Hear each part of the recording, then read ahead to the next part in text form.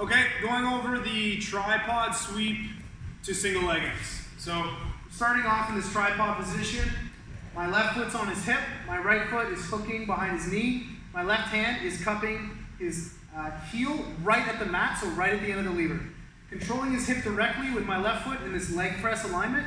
This is a very strong movement. I can do this all day. It's really effortless for me to push him backwards.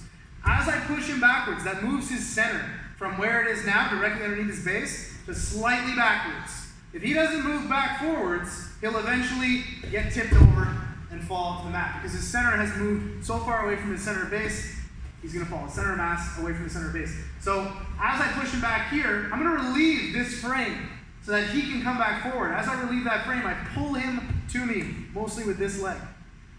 Okay? As I pull him to me, I'm either going to have the opportunity to load him up on me and be more effective to tripod sweep him, or I'm going to have the opportunity to grab this far leg. Once I get this leg, if I have 2 feet, I'm tipping him over in a number of different ways.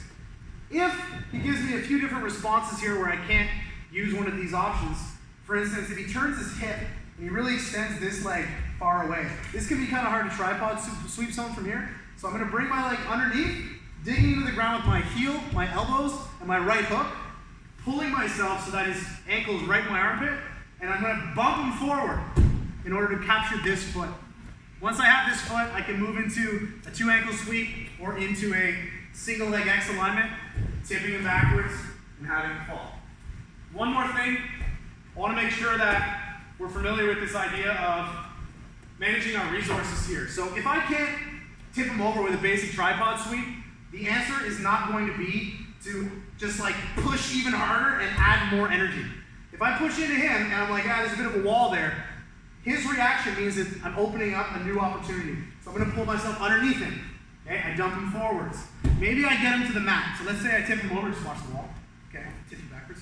Okay, once I get here, this is a really common situation. Everybody rushes to get up. So they're like, I'm going to get up on top. And their training partner ends up coming up as well.